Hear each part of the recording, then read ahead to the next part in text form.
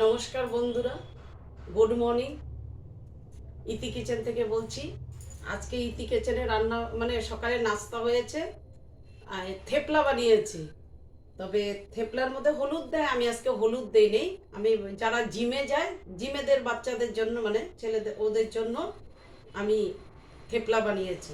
মেথির মেথির থেপলাটা বাটার দিয়ে করেছি। হ্যাঁ, এই মেথির এখন খেতে সকালে নাস্তা দেব, তো এই জন্য আমি থেপলাটা এই যে বানিয়েছি মেথি।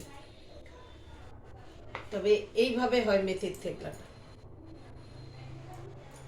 ওই ইয়ে দিয়েছি, বাটার দিয়েছি। আর আমি এটা বানিয়েছি মেথির থেপলার জন্য একটা বাটার দিয়ে, বাটানা এখন তো মটরশুঁটি বেরিয়েছে, তো ওই জন্য মটরশুঁটি দিয়ে, আলু দিয়ে, পাওভাজির মশলা দিয়ে আমি বানিয়েছি।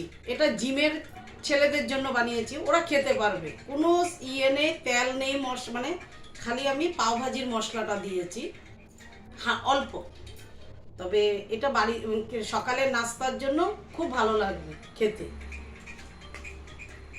কেমন হয়েছে তবে আমাকে লাইক করবে, শেয়ার করবে, কমেন্টস করবে ইতি কিচেন থেকে। হ্যাঁ, নমস্কার।